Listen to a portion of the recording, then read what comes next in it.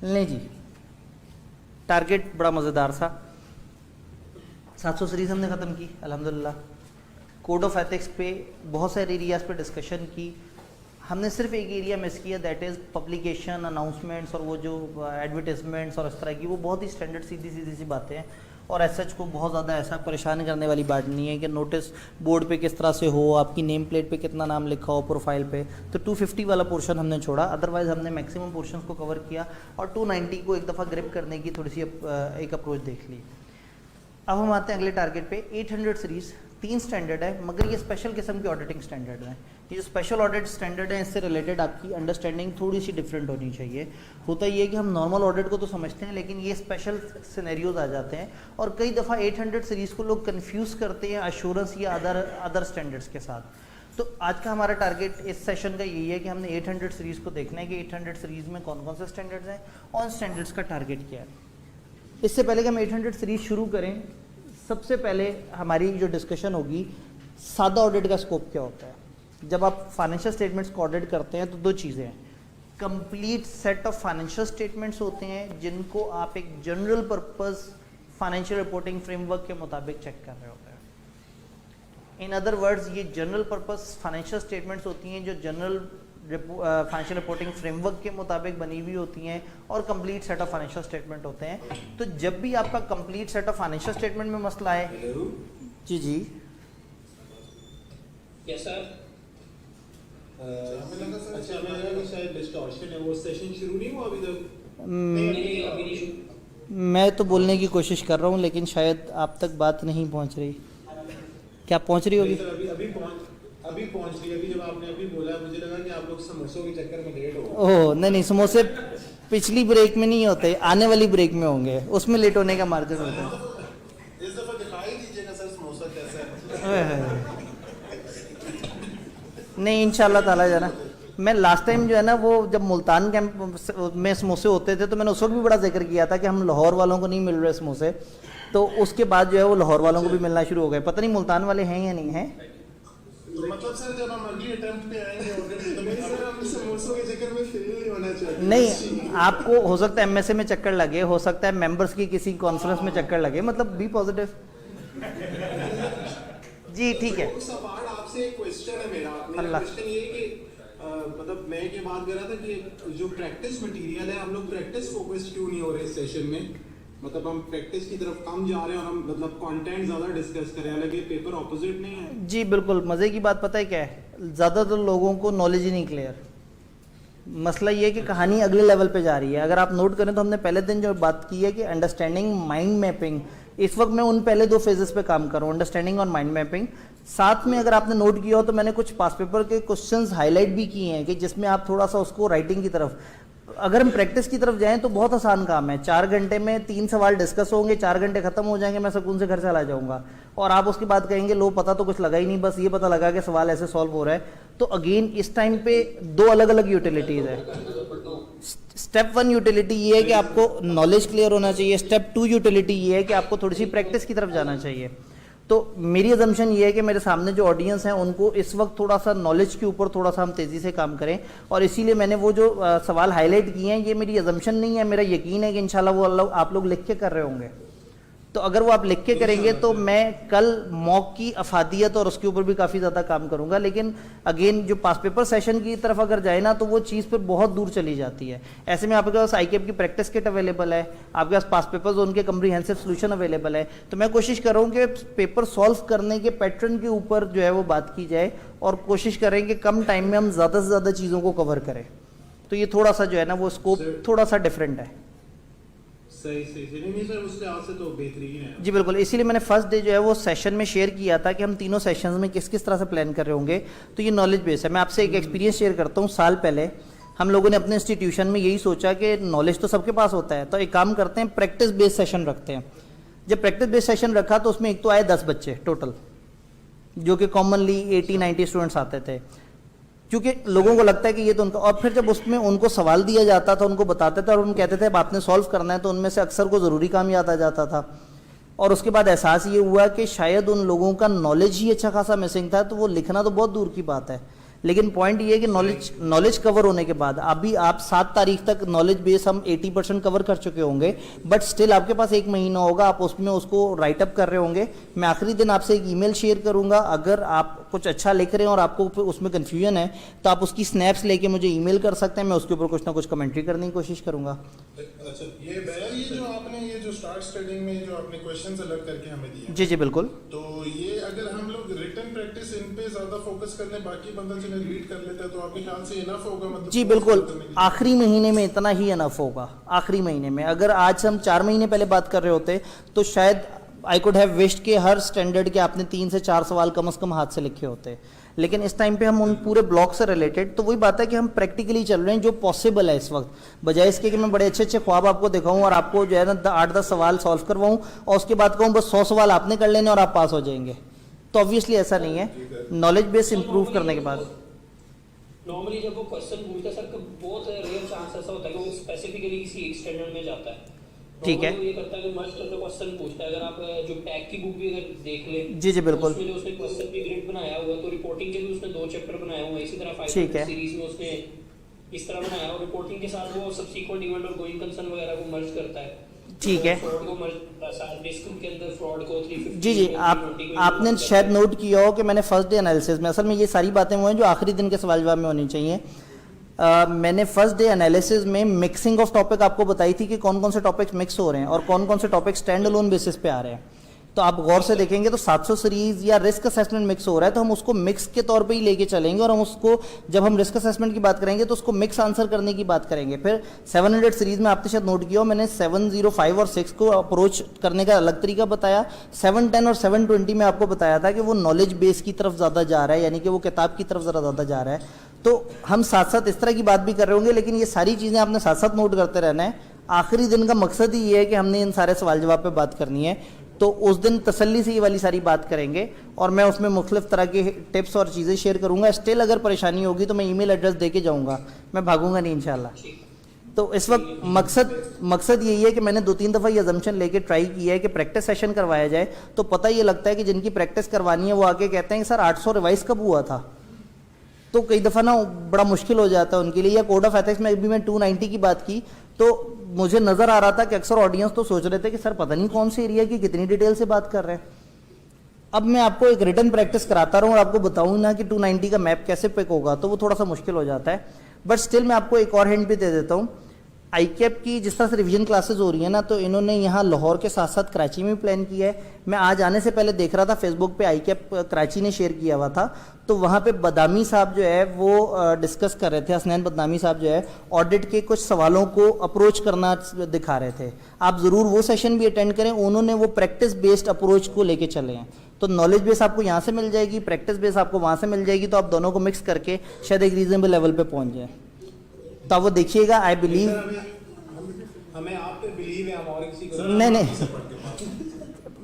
मैं इंतहाई पॉजिटिवली आपको बता रहा हूँ। असल में मैं नॉलेज बेस पे चल रहा हूँ, लेकिन ऑब्वियसली एप्लीकेशन इज़ इम्पॉर्टेंट। और मेरी अजम्पशन ये है कि आप 1 महीने में प्रैक्टिस करेंगे, बट वो वेबसाइट पे वो चीज़ें सेव हुई भी होंगी आईकैप के मतलब फेसबुक पेज पे। तो जब आप नॉलेज बेस बना लें तो आप ज़रूर देखिएगा कि पेपर को अटेम्प्ट करते हुए उन्होंने जो टिप्स एंड टेक्निक्स दी होंगी वो ऑब्वियसली बड़े अच्छे तरीके से लेके चले होंगे। तो दोनों चीज़ें इंपॉर्टेंट है, नॉलेज भी इंपॉर्टेंट है, एप्लीकेशन भी। लेकिन मैं अजम्पशन ले रहा हूँ कि इस वक्त नॉलेज पे पहले काम करके, और 1 महीना जब आपके पास होगा तो आप कम से कम उन 44 क्वेश्चन को जरूर लिखेंगे। जब आप लिखना शुरू करेंगे ना तो आपको ऑटोमेटिकली बहुत सारी चीज़ें नजर आएंगी जो आपकी गलतियाँ हैं। फिर एग्जामिनर कमेंट्स पढ़ने हैं, तो लास्ट डे हम ये सारी बातें करेंगे। मैं आपको जाते जाते पूरी अप्रोच बताऊंगा इंशाल्लाह। लेकिन इस वक्त सामने वाले लोग एक बात बोलनी थी सर जी, आपके ना ये जो स्लाइड्स आती हैं बहुत ब्लर सी आ रही हैं, ये थोड़ी सी बेहतर हो सकती है इनकी क्वालिटी? ये डिपेंड करता है आपके पास नेट कैसा चल रहा है। सर धरना हो रहा है पीछे बैक पे, तो शायद नेट का। हाँ, तो वो असल में वो फेसबुक के ऊपर जो है वो स्ट्रीमिंग पे डिपेंड करता है, क्योंकि यहाँ से एग्जैक्टली मेरी कंप्यूटर स्क्रीन आप तक पहुँच रही है। चलिए ठीक है सर। हाँ, नहीं वो लाइट ऑफ का ताल्लुक नहीं है, वो ये नहीं पहुँच रहा, ये पहुँच रहा है, मतलब इससे डायरेक्ट जा रहा है ना, इससे डायरेक्ट जा रहा है। ले जी शुरू करते हैं। और मैं एक दफ़ा दोबारा याद करा दूँ, अगेन आप लोगों की अपनी ब्रेक्स ख़राब होती हैं, कोई मसला नहीं, कि कल हम लोगों ने क्वेश्चन आंसर सेशन के लिए टाइम रखा हुआ है और ये तमाम लोगों को मैंने रोक के उनसे पूछना है कि आपके सवाल कहाँ हैं। तो सवाल जो है वो इंशाल्लाह ताला जो है वो हम कल डिस्कस कर रहे होंगे। जाते हुए मैं कुछ और अप्रोच भी आपको बताऊंगा। और जैसे मैंने आपको बताया कि मैंने अभी आज देखा कि वो आईकेप कराची की तरफ से उनका एक बड़ा मज़े का सेशन चल रहा था जिसमें वो रिटन प्रैक्टिस के ऊपर बात कर रहे थे। ऑब्वियसली ये चीज़ भी इंपॉर्टेंट है। तो नॉलेज बेस के साथ जिस वक्त आप राइटिंग की प्रैक्टिस करें तो आपने फेसबुक पेज पर जाना है और एक दफ़ा देखना है कि उन्होंने आपको डिफरेंट सवालों को सॉल्व करते हुए मुख्तलिफ अप्रोचेस क्या सजेस्ट किए हैं। तो उससे ये है कि एक ओवरऑल एक अच्छी वर्किंग मिल जाती है। जो भी जहाँ पे भी जिस भी तरीके से बताता है वो चीज़ इंपॉर्टेंट होती है। तो मुझे बड़ा अच्छा लगा कि वो बड़े अच्छे तरीके से उसको एक प्रैक्टिस करने के पैटर्न आपको बता रहे थे। तो हमारा जो टारगेट है वो थोड़ा सा नॉलेज बेस ज़्यादा है, अजम्पशन लेते हुए कि आप शायद वो 44 सवाल हाथ से लिखेंगे, मतलब इस उम्मीद पे कि आप इस एक महीने को इस्तेमाल करेंगे इंशाल्लाह। जी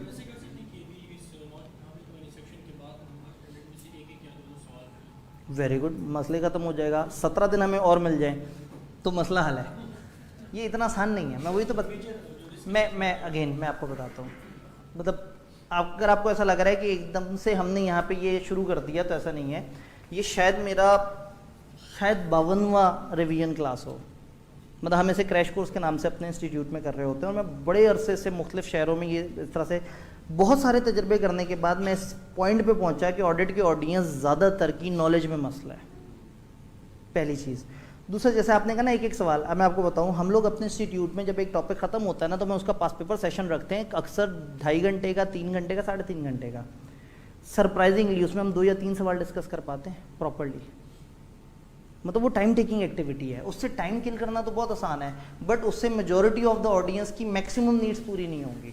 तो इस टाइम पे मतलब वो एक, इसीलिए मैंने रेफ़र कर दिया कि एक और टीचर ने जब उसके ऊपर प्रैक्टिस के ऊपर काम किया है तो उनका रिवीजन क्लास प्रैक्टिस को फोकस करिए, नॉलेज को फोकस करें। आप दोनों को जोड़ के चलेंगे तो फिर फ़ायदा होगा।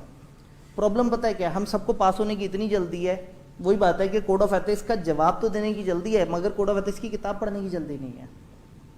और अगेन मतलब मैं किसी भी पेपर में ये क्लेम करता हूँ कि 40 to 60% ऑफ द पेपर किताब से आंसर हो जाता है, और हो जाता है, वाकई हो जाता है। मगर प्रॉब्लम ये है कि हम लोग उस अप्रोच की तरफ चल पड़े हैं। मतलब अगेन अब आपने पूछा तो मैं आपको बता दूं, ज़्यादातर टीचर ऑडिट को कैसे लेके चलते हैं, वो कहते हैं हाँ भाई ऑडिट है, ये मोटा मोटा सा थीम होता है, चलो भाई सवाल डिस्कस करते हैं। अब सवाल जब डिस्कस होगा हर बच्चा अपनी अपनी प्रैक्टिकल अंडरस्टैंडिंग बताएगा, टीचर कहेगा देखा आप सबको तो सब कुछ आता है। तो ऑब्वियसली मैं उस नॉलेज पे काम करना चाह रहा हूँ जो कि मिस हो गया है, जिसको कोई नहीं देख रहा। जब मैं 710 पे बात करता हूँ और कंपैरेटिव और करस्पॉन्डिंग की बात करता हूँ और सामने मौजूद लोगों के चेहरों से पता लग जाता है कि वो ज़िंदगी में पहली दफ़ा समझ रहे हैं कि ये क्या बात है। अब मैं सवाल कराने की जितनी मर्जी प्रैक्टिस करा दूँ, जब तक आपको करस्पॉन्डिंग फिगर्स का ही नहीं पता तो आप पेपर में उस सवाल को पिक ही नहीं कर सकेंगे। लेकिन उसका ये मतलब नहीं कि सिर्फ यही नीड है। पॉइंट ये है कि टाइम सिलेक्टेड है और शायद मैं आपको याद करा दूं ये 4 दिन पे फैला हुआ है। अगर ये 1 दिन पे होता तो ये एक वर्कशॉप टाइप का होता कि मैं आपको बताता मोटे मोटे ये तरीके हैं, ये टिप्स हैं, ये टेक्निक्स हैं, जाओ भाई अल्लाह हाफ़िज़। तो ये जब ज़्यादा दिन मिले हैं तो मैंने उस ऑप्शन को अवेल किया और मैं कोशिश कर रहा हूँ कि हम नॉलेज बेस को थोड़ा सा इतना स्ट्रॉन्ग कर लें कि आप जब पेपर में जाएँ तो हमने टारगेट किया जो मेन एरियाज़ हैं जो पेपर में आने वाले हैं। फिर अब जब हम अदर अश्योरेंस के स्टैंडर्ड्स पे बात करेंगे, अब आप कहेंगे स्टैंडर्ड को लिखना मतलब या अश्योरेंस का सवाल आए तो लिखेंगे कैसे। मेरा मसला ये नहीं है, मेरा मसला पता है क्या है कि अगर अश्योरेंस का सवाल आया तो क्या आपको पता है कि वो 3402 का है या 3420 का है। लोग पहले स्टेप में मार खा रहे हैं। मैं वही तो कह रहा हूँ, यही तो दुख की बात है। ऑडिट का जो डायलेमा है वो ये है कि लोगों की अंडरस्टैंडिंग नहीं है। वो समझते हैं शायद हम पेपर में हमें लिखना नहीं आता, उनको लिखना नहीं आता और उनको समझ भी नहीं आई होती। आप दोबारा से जाके अगर पहले दिन का सेशन देखेंगे ना तो मैंने स्टेप बाय स्टेप सारी बात की थी कि अंडरस्टैंडिंग पहला फेज है, फिर मैप बनाना है, फिर बेसिक असेसमेंट करनी है कि क्या सवाल देख के समझ आ रहा है, और देन आखिरी फाइनल असेसमेंट का है मैंने राइटिंग वाली चीज़ को। मैं उसको हल्की बात नहीं कह रहा, मगर तब कर सकते हैं जब आपकी नॉलेज बेस बनी हुई है। तो आपने रिटन असेसमेंट करनी है और फिर अगेन फुल लेंथ मॉक, जो कि सबसे इंपॉर्टेंट चीज़ है, जिसका मैंने आखिरी दिन डिस्कशन करनी है। आपको याद होगा मैंने कहा था आखिरी 2-3 स्टेप मैंने डिस्कस करने हैं अभी। तो अगेन मतलब ये अलग अलग अप्रोचेज हैं। आई बिलीव कि पहले नॉलेज बेस्ड स्ट्रॉन्ग होनी ज़रूरी है और देन उसके ऊपर जो है वो एप्लीकेशन बेस्ड या सवाल को किस तरह से लेके चलना है। तो शायद सेशन के एंड पे आखिरी दिन मैं आपको एक आध ऐसा लिंक बताऊं जहां मैंने 25-30 सवाल प्रैक्टिस करवाए हों लिख के। थोड़ा सा हौसला तो करें, थोड़ा सा एक दफ़ा सेशन एंड तक जाने तो दें। हो सकता है मैंने ड्रामाई अंदाज में उसको पेश करना हो जी। तो हम बात करने लगे थे 800 सीरीज़ की। 800 series is about special audits, ये नॉर्मल ऑडिट्स नहीं है। एंड आई बिलीव कि अक्सर लोगों को 8-10 का कई दफ़ा नाम ही नहीं पता होता। और कई दफ़ा अगर उन्हें नाम भी पता हो तो उन्हें ये नहीं पता होता कि इसमें कौन सा सब्जेक्ट मैटर और हमने करना क्या है। और ICAP का सवाल आता है और लोग कहते हैं जनरल सा सवाल था, जनरल सा जवाब दे दिया। वो इंतहाई स्पेसिफिक सवाल होता है, उसका इंतहाई स्पेसिफिक जवाब होता है, मगर उसे पता होता है जिसने किताब खोल के उसको देखा होता है। तो 800 सीरीज़ में 3 स्टैंडर्ड हैं। सादा ऑडिट की हमारी अंडरस्टैंडिंग या अजम्पशन क्या थी कि जनरल पर्पस फाइनेंशियल स्टेटमेंट है, फ्रेमवर्क जनरल पर्पस है जो ऐसे फाइनेंशियल स्टेटमेंट बनाता है जो कि कॉमन यूजर्स की नीड्स को कवर करते हैं, और complete set of financial statement है। 800 में हमारी अजम्पशन चेंज हो जाती है, हम कहते हैं सेट तो कंप्लीट है मगर जनरल पर्पस नहीं है, स्पेशल पर्पस है। 805 में जाते हैं तो हम कहते हैं कि जनरल पर्पस या स्पेशल पर्पस दोनों तरह का फ्रेमवर्क हो सकता है, मगर फाइनेंशियल स्टेटमेंट्स कंप्लीट नहीं है, सिंगल एलिमेंट है या सिलेक्टेड है। जब 810 में जाते हैं तो ना फाइनेंशियल स्टेटमेंट्स होती हैं कंप्लीट वाली, ना ही फ्रेमवर्क होता है, फ्रेमवर्क की जगह क्राइटेरिया आ जाता है और फाइनेंशियल स्टेटमेंट्स की जगह समराइज फाइनेंशियल स्टेटमेंट्स आ जाते हैं जो कि क्राइटेरिया के मुताबिक बने हुए होते हैं। तो अगेन एक एक करके चलते हैं। सबसे पहले हम बात करेंगे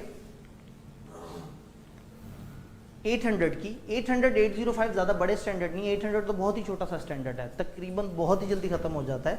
800 आपको सिर्फ स्पेसिफिक कंसिडरेशन बताता है कि अगर आप ऑडिट कर रहे हो और ऑडिट के अंदर फाइनेंशियल स्टेटमेंट्स को ऑडिट हो रहा हो इन accordance with special purpose framework. अगर सब कुछ नॉर्मल ऑडिट की तरह है, आप complete set of financial statement को ऑडिट कर रहे हैं, आप सारे प्रोसीजर्स वही लगा रहे हैं, अपॉइंटमेंट ये वो सब कुछ सेम है, सिर्फ फर्क कहाँ आया है कि आपका फ्रेमवर्क हो गया स्पेशल। स्पेशल पर्पस फ्रेमवर्क का मतलब वो फ्रेमवर्क जो खास यूजर्स की नीड्स को कवर कर रहा है। यानी अगर मैं स्टैंडर्ड को आगे लेके डिस्कस करूं तो ये ISA इस कॉन्टेक्स्ट में लिखा हुआ है कि हम complete set of financial statements की बात कर रहे हैं और उसके ऊपर स्पेशल पर्पस फ्रेमवर्क की या स्पेशल पर्पस चीज़ों का जिक्र हो रहा है। दो बेसिक अजम्पशन, फाइनेंशियल स्टेटमेंट्स का कंप्लीट सेट है और फ्रेमवर्क क्या है, स्पेशल। स्पेशल पर्पस फ्रेमवर्क क्या होता है? ऐसा फाइनेंशियल रिपोर्टिंग फ्रेमवर्क जो financial information needs specific users की कवर करता है। फॉर एग्जांपल आपको कह दिया जाए कि टैक्स बेसिस ऑफ अकाउंटिंग के मुताबिक जो है वो ये अकाउंट्स बने हुए हैं, या फॉर एग्जांपल कैश बेसिस के ऊपर को अकाउंट्स बनाए जाएं, या फर्ज करें SECP कहे कि आपने अकाउंट्स इस पैटर्न पे बना के देने हैं, या फर्ज करें एक बैंक ने जिसने हमें लोन दिया हुआ वो कहे कि मुझे हर 6 महीने बाद आपने फाइनेंशियल स्टेटमेंट इस क्राइटेरिया के मुताबिक बना के देना है। तो जब भी आपकी फाइनेंशियल स्टेटमेंट कॉमन यूजर्स की कॉमन नीड्स के मुताबिक ना बने, कुछ खास यूजर्स की स्पेसिफिक नीड्स के मुताबिक बने, तो वो फ्रेमवर्क जो खास यूजर्स की खास नीड्स का जिक्र कर रहा है उसको हम कहते हैं स्पेशल पर्पस फ्रेमवर्क। तो स्पेशल पर्पस फ्रेमवर्क जो यूजर्स की स्पेशल नीड्स को कवर कर रहा है। तो अब ऑडिट जब हमने करना है और हमारा फ्रेमवर्क स्पेशल पर्पस होगा तो हमें कुछ खास एहतियातें करनी होंगी। स्टैंडर्ड ने कुछ एग्जांपल्स दी स्पेशल पर्पस फ्रेमवर्क की कि test basis of accounting, receipt, disbursement, इस तरह के अलग, या किसी बैंक का स्केजुअल वगैरह। तो अगर कोई भी स्पेशल पर्पस फ्रेमवर्क है और उसके मुताबिक हम ऑडिट कर रहे हैं तो हमने क्या कंसिडरेशन देखनी है, क्या करके देखते हैं। जब आपने ऑडिट एक्सेप्ट करना है, एंगेजमेंट एक्सेप्ट करना है, 800 सीरीज़ की अजम्पशन क्या है कि आपने 200 से लेकर 700 सीरीज़ तो फॉलो करनी है। 800 सीरीज़ ने जो एडिशनल बातें आपको की हैं आपने उसको भी देखना है। तो ये जो स्पेशल ऑडिट है इसके अंदर ऑडिट की बातें तो पूरी करनी है, पर ये वाली कंसिडरेशंस देखनी है। जैसे 800 ने कहा है कि at the time of acceptance आपने बाकी सारी चीज़ें तो उसी तरह से हैं, बट आपने अंडरस्टैंडिंग ले लेनी है कि फाइनेंशियल स्टेटमेंट किस पर्पज़ के लिए बनाए जा रहे हैं, उसके यूज़र्स क्या हैं, और मैनेजमेंट ने कैसे डिसाइड किया कि इस तरह की यूज़र की इस नीड के लिए यही फ्रेमवर्क है। तो इसका मतलब है वहाँ एक्सेप्टेबिलिटी ऑफ फ्रेमवर्क में हमने मोटी मोटी बात की थी। यहाँ हम कह रहे हैं कि देखिए यूज़र कौन है, उनकी नीड क्या है, और मैनेजमेंट कैसे डिसाइड कर रही है कि उन यूज़र्स की ये वाली नीड इस स्पेशल पर्पस फ्रेमवर्क से सिलेक्ट हो जाएगी। फिर इसी तरह से क्या फाइनेंशियल रिपोर्टिंग फ्रेमवर्क एक्सेप्टेबल मानेंगे या नहीं, ये डिपेंड करता है। अगर तो कोई रिकग्नाइज एक ऑर्गेनाइजेशन है जो स्टैंडर्ड सेटिंग ऑर्गेनाइजेशन है, अगर उसने कोई मशहूर सा फ्रेमवर्क बताया हुआ है उस खास पर्पस के लिए, तो वो जो स्पेशल पर्पस फ्रेमवर्क किसी मशहूर इंस्टीट्यूशन ने बताया हुआ है हम उसको एक एक्सेप्टेबल फ्रेमवर्क के तौर पर मान सकते हैं। यानी कब मैं फाइनेंशियल रिपोर्टिंग फ्रेमवर्क एक्सेप्टेबल कहूँ, जो स्पेशल पर्पस फ्रेमवर्क है वो तो खास नीड्स के लिए। तो खास नीड्स तो बड़ा मुश्किल सा कॉन्सेप्ट है। तो अगर कोई फ़र्ज करें IFAC वालों ने कोई फ्रेमवर्क बनाया हुआ होगा, किसी और इंटरनेशनल इदारे ने कोई फ्रेमवर्क बनाया हुआ होगा, तो जब इस तरह के किसी इदारे ने कोई इस तरह का फ्रेमवर्क बनाया होगा तो वो मेरे लिए नॉर्मली काबिल कबूल होगा कि हाँ ये तो स्टैंडर्ड सेटिंग ऑर्गेनाइजेशन है, इनको तो ज़्यादा बेहतर पता है। अगर आपके मुल्क के लॉ ने बता दिया हो आपको कि जी फलाना तरह की कंपनियों के फाइनेंशियल स्टेटमेंट फलाना फ्रेमवर्क के मुताबिक बनेंगे, तो अगर आपका कानून आपको फ्रेमवर्क सजेस्ट कर दे, आपका कानून कहे कि ये वाली चीज़ इस सिचुएशन में ये फ्रेमवर्क फॉलो होगा, तो आपके लिए वो एक्सेप्टेबल होगा। और अगर ये चीज़ें ना हो, जैसे आपको याद है हमने कहा था अगर आप किसी ऐसे जुरिसडिक्शन में चले जाएं जहाँ स्टैंडर्ड सेटिंग ऑर्गेनाइजेशन हो, तो फिर हमने कहा था कि हम फ्रेमवर्क उठा के देखेंगे कि उस फ्रेमवर्क में क्या वो टिपिकल फीचर्स हमें मिल जाते हैं, रेलेवेंस, कंप्लीटनेस, रिलायबिलिटी, न्यूट्रलिटी और अंडरस्टैंडेबिलिटी। तो अगेन स्पेशल पर्पस फ्रेमवर्क में at the time of acceptance जो एक एहतियात है वो ये है कि यूजर्स कौन है, उनकी नीड्स क्या है और ये किस तरह का फ्रेमवर्क है, क्या ये उनकी नीड्स को कवर कर रहा है या नहीं कर रहा। ये बात समझ आई। देन जब आपने ऑडिट परफॉर्म करना है या प्लान करना है तो अब आपके लिए बड़ा ज़रूरी है कि जब आप स्पेशल पर्पस यूजर्स की स्पेशल नीड्स की बात कर रहे हैं तो क्या हमारे सारे आईएएस से रेलेवेंट भी है या नहीं है, क्या जो एथिकल रिक्वायरमेंट्स हमने ओवरऑल पूरे फाइनेंशियल स्टेटमेंट्स के ऑडिट में फॉलो करनी होती हैं क्या ये स्पेशल पर्पस के अंदर हमें वो फॉलो करना होगा या नहीं। फिर फॉर एग्जांपल मेटीरियलिटी, अब हो सकता है जनरल पर्पस फाइनेंशियल स्टेटमेंट्स में चूंकि कॉमन यूजर्स हैं तो मेटीरियलिटी शायद थोड़ी सी बड़ी अमाउंट हो, लेकिन अगर स्पेशल पर्पस फाइनेंशियल स्टेटमेंट है जो फर्ज करें एक बैंक के कहने पे हम उस बैंक को फाइनेंशियल बना के दे रहे हैं तो हो सकता है वहाँ 20,000 रुपये की गलती भी उनके लिए बड़ी हो, जबकि अगर मैं common financial statement common users के लिए बना रहा हूँ तो शायद उसके अंदर 2 लाख रुपए की गलती से भी यूजर्स को कोई फर्क ना पड़ता हो। तो अगेन मैं देखूंगा कि डिफरेंट स्टैंडर्ड्स को किस किस लेवल पे अडॉप्ट करना चाहिए।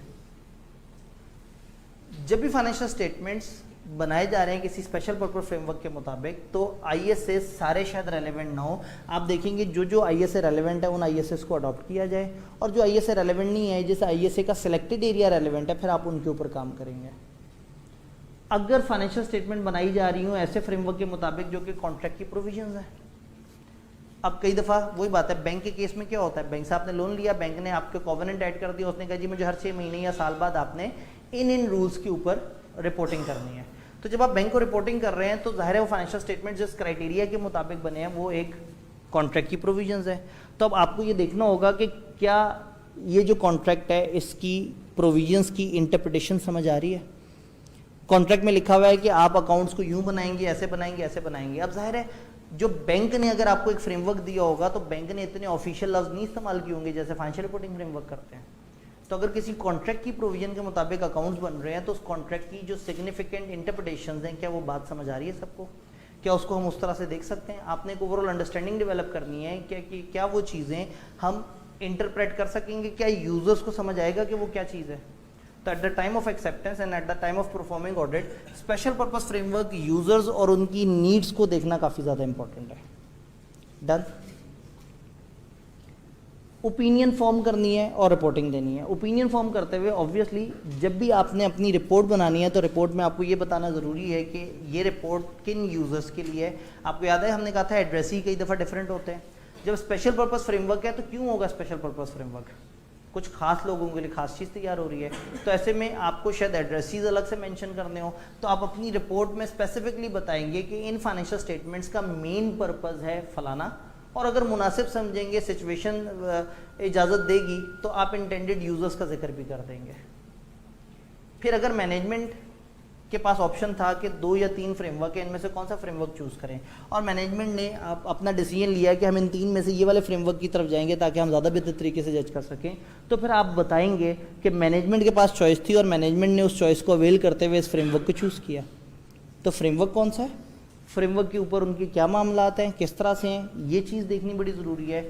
अगर किसी कॉन्ट्रैक्ट की प्रोविजंस के मुताबिक बने हुए फाइनेंशियल स्टेटमेंट्स तो फिर क्या होगा, आप ये एवेल्यूएट करेंगे कि क्या फाइनेंशियल स्टेटमेंट में क्लियरली उस कॉन्ट्रैक्ट में मौजूद मुख्तलिफ क्लॉजेस को एक्सप्लेन किया गया या नहीं। अब अगर कॉन्ट्रैक्ट में लिखा हुआ है कि ये जो फाइनेंशियल स्टेटमेंट्स हैं ये ग्रॉस लेवल पे बने होने चाहिए, अब पता नहीं ग्रॉस लेवल से क्या मतलब है, ग्रॉस लेवल तो एक लफ्ज़ है। अब उस कॉन्ट्रैक्ट में उन्होंने कहा नहीं ये फाइनेंशियल आपने ग्रॉस लेवल पे बनाने हैं, तो एक इंटरप्रिटेशन होनी चाहिए कि यहाँ ग्रॉस लेवल का मतलब है कि ये एरिया इस वैल्यूज़ पे होने चाहिए और ये एरियाज़ इन वैल्यू पे होने चाहिए। तो अगर फाइनेंशियल स्टेटमेंट्स में कुछ फाइनेंशियल स्टेटमेंट बनाते हुए कुछ इंटरप्रिटेशंस इन्वॉल्व हुई हैं तो वो इंटरप्रिटेशंस भी फाइनेंशियल में नज़र आनी चाहिए कि ये फाइनेंशियल बने फलाना कॉन्ट्रैक्ट के मुताबिक, उस कॉन्ट्रैक्ट में वर्ड ग्रॉस का ये मतलब था और इन फाइनेंशियल में अब हम उस चीज़ को यूँ रिप्रेजेंट कर रहे हैं। तो आप उस चीज़ को एक्सप्लेन करेंगे अपने फाइनेंशियल्स में। तो जब ऑडिटर ऑडिट करेगा तो वो ये देखेगा कि क्या फाइनेंशियल्स क्लियरली रेफरेंस दे रहे हैं, वो देखेगा कि पर्पस सही से नज़र आ रहा है, क्या मैनेजमेंट ने अपने अकाउंट्स में बताया कि अकाउंट्स का क्या पर्पस है, और अगर उन्होंने बताया पर्पस तो ऑब्वियसली मुझे उसको अलर्ट करना चाहिए, मुझे अपने यूज़र्स को बताना चाहिए कि ये financial statements common financial statements नहीं है, ये खास यूज़र्स की खास नीड्स को कवर कर रहे हैं। देन अगर हम बात करें जी, कॉन्ट्रैक्ट की इंटरप्रिटेशन, मतलब उस कॉन्ट्रैक्ट के जो मुख्तलिफ जार्गन हैं उनकी इंटरप्रिटेशन, उनका मतलब क्या है यूज़र्स को। जी, अब यूज़र्स को अलर्ट करने के लिए हम अदर मैटर पैराग्राफ की तरफ, एम्फेसिस ऑफ मैटर पैराग्राफ की तरफ आप तब आएंगे जब फाइनेंशियल स्टेटमेंट्स में उसका एक रेलेवेंट डिस्क्लोजर है। अगर फाइनेंशियल में लिखा है ना ये अकाउंट्स यूज़र्स की नीड्स के मुताबिक बने हैं, तो मेरा काम आसान हो गया, मुझे अंदर मैटर की तरफ जाने की ज़रूरत ही नहीं। मैं एम्फेसिस ऑफ मैटर पैराग्राफ से हाईलाइट कर दूँ वो वाली चीज़, यूज़र जाके वो वाला पैरा पढ़ लें, काम चल जाए।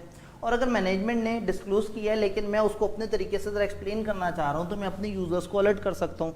आपको याद होगा था हमने कहा था अदर मैटर पैराग्राफ में आप हेडिंग भी चेंज कर सकते हैं, तो आप यूज़र्स को अलर्ट कर सकते हैं। आप कह सकते हैं कि इन अकाउंट्स की डिस्ट्रीब्यूशन पे पाबंदी है, आप कह सकते हैं ये अकाउंट्स स्पेसिफिक यूज़र्स की नीड्स को सामने रख के बनाए गए हैं। तो जब हम इस तरह की बात कर रहे होंगे तो हम अपने रिपोर्ट में हाईलाइट कर रहे होंगे, बता रहे होंगे जो हमने अदर मॉडिफिकेशन बात की थी ना, तो एम्फेसिस ऑफ मैटर पैराग्राफ भी होगा और इसके साथ साथ आप यूज़र्स को जब अलर्ट कर रहे हैं तो आप other matter, emphasis of matter paragraph दोनों का कम्बिनेशन यूज़ कर रहे हैं। एम्फेसिस क्यों यूज़ कर रहे हैं? क्योंकि फाइनेंशियल स्टेटमेंट्स में उन्होंने बताया हुआ है कि ये वाली चीज़ जो है ये यूज़र्स लें जी।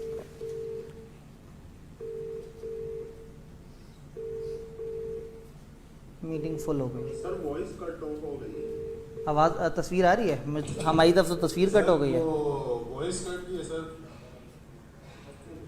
जी, वॉइस की तस्वीर कट नहीं है जी जी, वो कुछ अच्छा लग रहा है सर, लेकिन वो नहीं स्लाइड्स स्लाइड तो हमें भी नज़र नहीं आ रही। ये कलर भी तो बटा कौन है? नहीं, कोशिशें जारी हैं।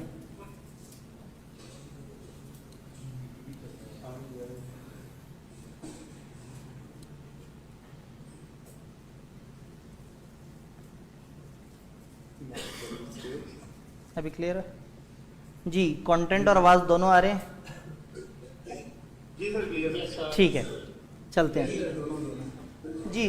तो हमने बात की कि एम्फेसिस ऑफ मैटर पैराग्राफ और अदर मैटर दोनों यूज़ करके आप यूज़र्स को एक तो वो फाइनेंशियल रिपोर्टिंग फ्रेमवर्क का स्पेशल पर्पस होना भी हाईलाइट कर सकते हैं, एंड एडिशनली अगर आपको मुनासिब लगे तो चूंकि ये स्पेशल पर्पस फ्रेमवर्क है तो ये शायद स्पेसिफिक यूज़र्स के लिए हो और मैनेजमेंट चाहती हो कि ये आम लोगों के पास ना जाए, तो फिर आप अपनी रिपोर्ट में भी यूज़र्स को बता सकते हैं कि भाई ये अकाउंट्स और ये जो ऑडिट रिपोर्ट है ये शराय आम नहीं है, ये स्पेसिफिक यूज़र्स के लिए, ये कॉमन लोगों के लिए नहीं है। तो आप उसमें उसकी डिस्ट्रीब्यूशन या उसके यूज़ के ऊपर एक नोट दे सकते हैं और आप उसके अंदर बता देंगे। जब भी 800, 805 या इन स्टैंडर्ड्स का जिक्र हो तो दिस इज़ इंपॉर्टेंट कि आप इसकी रिपोर्ट ज़रूर पढ़ें और इसकी रिपोर्ट में देखें कि क्या डिफरेंसेस हैं जो नॉर्मल रिपोर्ट से आ रहे होते हैं।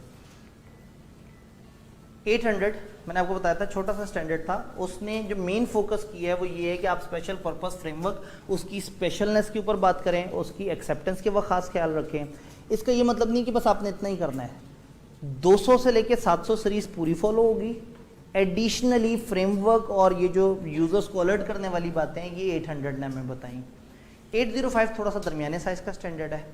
अब इसमें हमारा जो अजम्पशंस है वो चेंज हो रही हैं, यहाँ सिंगल फाइनेंशियल स्टेटमेंट या specific elements of financial statement का जिक्र हो रहा है। नॉर्मल अजम्पशन क्या थी, पूरे फाइनेंशियल स्टेटमेंट्स का जनरल पर्पस फ्रेमवर्क के मुताबिक अकाउंट्स बने हुए होते हैं और ऑडिटर उनको ऑडिट करता है।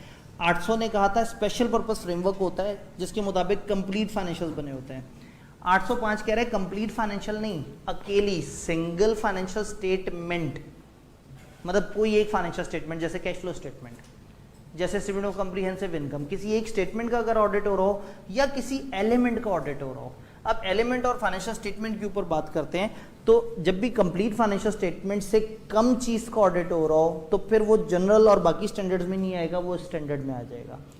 अगर वो एक कंप्लीट स्टेटमेंट है तो हम उसको सिंगल फाइनेंशियल स्टेटमेंट कहेंगे। वो जो आपके फ्रेमवर्क ने आपको फाइनेंशियल स्टेटमेंट बताई हैं, हम पाकिस्तान में मौजूद हैं, हम जब IS 1 और इन चीज़ों को देखते हैं तो वो हमें बताते हैं कि 4 स्टेटमेंट्स होती हैं और 5वें नोट्स और इस तरह की चीज़ें होती हैं। लेकिन हो सकता है आप किसी और मुल्क में गए हो तो वहाँ 11 तरह की स्टेटमेंट हो। तो जितनी भी स्टेटमेंट्स हैं अगर उनमें से आप किसी एक अकेली स्टेटमेंट को ऑडिट कर रहे हैं तो वो स्टैंडर्ड के स्कोप में आएगी, या किसी खास एरिया का, element is any area, non current assets के स्केड्यूल का ऑडिट हो रहा है, डेप्रिसिएशन की वर्किंग का ऑडिट हो रहा है, या फॉर एग्जांपल आपको कंट्रोल अकाउंट मिला है, या फॉर एग्जांपल फाइनेंशियल स्टेटमेंट में मौजूद जो है वो 3 नोट्स मिले प्रोविजनिंग और फलाना को लेके आप उसको ऑडिट कर रहे हैं। तो अगर पूरे फाइनेंशियल स्टेटमेंट्स का आपको ऑडिट ना मिले, किसी अकेली फाइनेंशियल स्टेटमेंट का मिल जाए, ये बात समझ आ रही है, या किसी स्पेसिफिक एलिमेंट का ऑडिट मिले, तो फिर ये स्टैंडर्ड आएगा और स्टैंडर्ड की अपनी कुछ छोटी छोटी सी एहतियातें हैं जो आएंगी। और फिर मसला तब आएगा जब पूरे फाइनेंशियल का ऑडिट भी आपके पास हो और किसी एरिया का ऑडिट भी आपके पास हो, तो फिर उसी तरह की खिचड़ी पकेगी जो थोड़ा सा पहले भी हमने पकाई थी।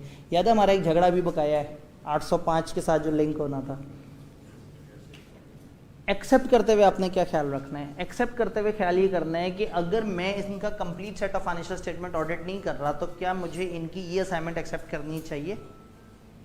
देखिए, अगर मैं complete set of financial statements का ऑडिट कर रहा हूँ तो फिर तो मैं पूरे फाइनेंशियल्स को देख रहा हूँ, फिर मेरा रिस्क असेसमेंट भी पूरी चल रही है, फिर एक एरिया का रिस्क मैं दूसरे एरिया पे भी अप्लाई कर रहा हूँ, फिर गोइंग कंसर्न की बातें भी सोच रहा हूँ। जब मुझे खाली एक स्टेटमेंट को ऑडिट करने को मिलेगा तो शायद उस अकेली स्टेटमेंट को ऑडिट करना शायद प्रैक्टिकली पॉसिबल नहीं है जब तक कि मैं पूरा ऑडिट ना कर लूँ।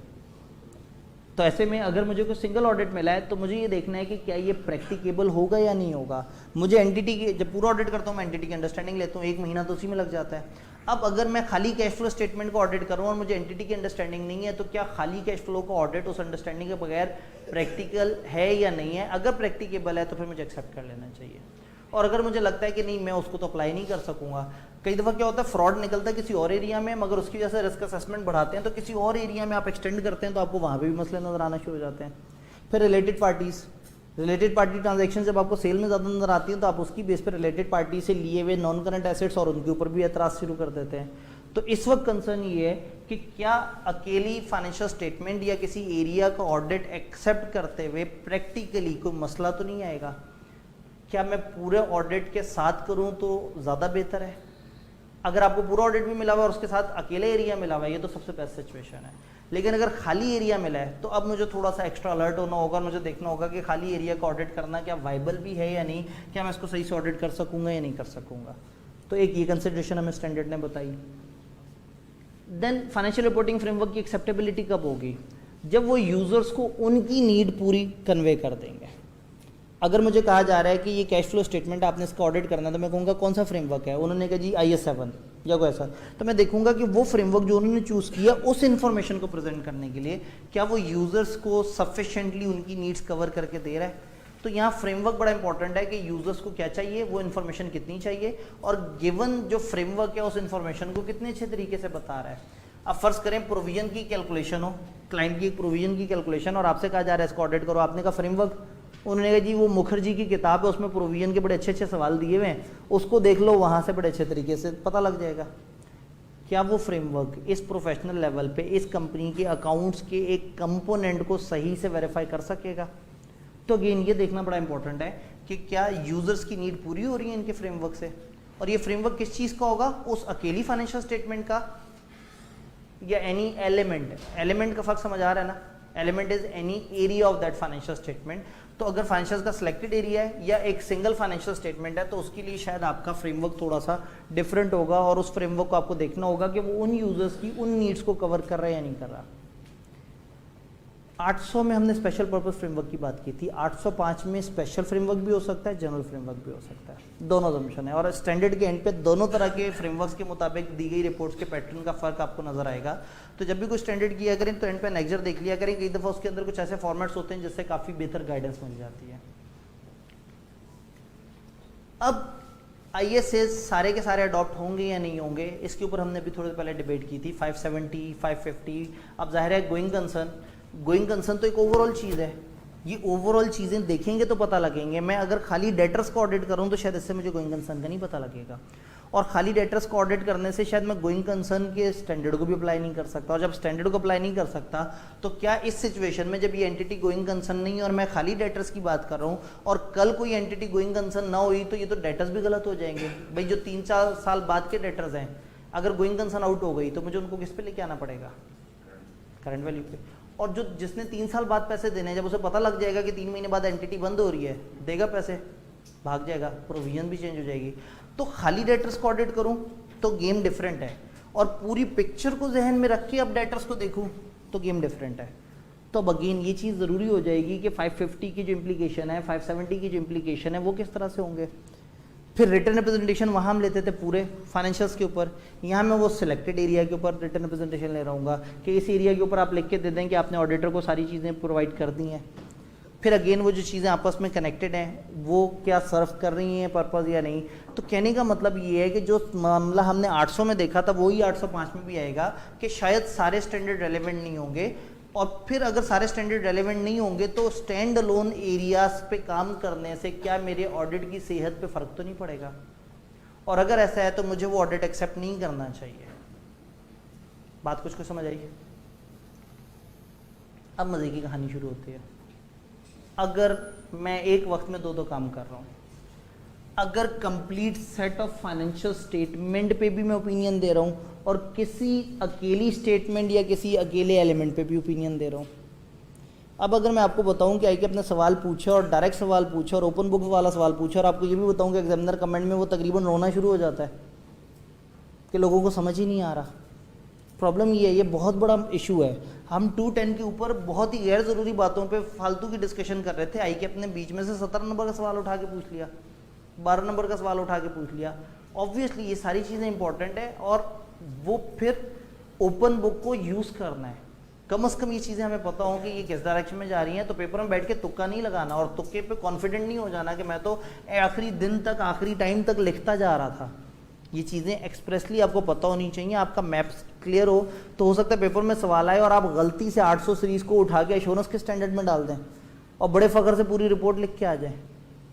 तो अब टेक्निकल इशू आ गया, पूरे फाइनेंशियल्स का ऑडिट भी आपके ज़िम्मे है और सिंगल स्टेटमेंट का ऑडिट भी आपके ज़िम्मे है। ऐसा क्यों होता है?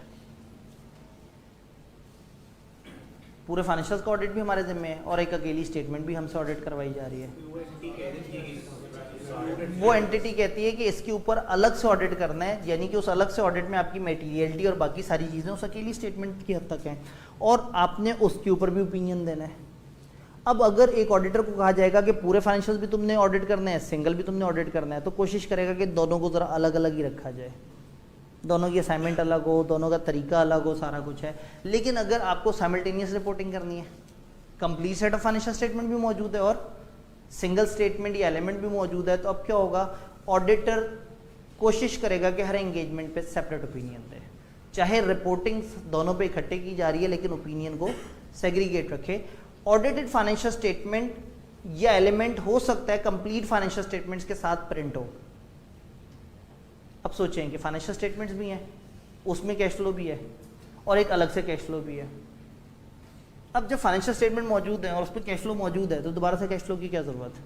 अगर दोबारा से कैश फ्लो नहीं डालेंगे और फाइनेंशियल स्टेटमेंट डालेंगे तो यूज़र को कैसे पता लगेगा कि ये सब्जेक्ट मैटर वो है जिस पे पूरा ऑडिट हुआ है और इसके बीच में से फलाना सब्जेक्ट मैटर है जिसका अकेले ऑडिट हुआ है? तो इस तरह की खिचड़ियाँ पक सकती हैं अगर एक वक्त में साइमल्टेनियसली रिपोर्टिंग है। तो if auditor conclude that presentation of single financial statement or element does not differentiate it sufficiently from complete set, auditor shall ask management to rectify the situation. वो उसको अलग करवाएगा। अगर फाइनेंशियल स्टेटमेंट में ही वो note दिया हुआ है जिसको आपने अलग से ऑडिट किया हुआ है तो वो नोट अलग से नज़र आना चाहिए कि ये एक अलग चीज़ है, वो अलग चीज़ है, ये इसकी ऑडिट रिपोर्ट है, वो उसकी ऑडिट रिपोर्ट है, या ये ओपिनियन उस चीज़ के ऊपर और वो ओपिनियन उस चीज़ के ऊपर। तो आपकी कोशिश होगी कि मैनेजमेंट इसको डिफरेंशिएट करे।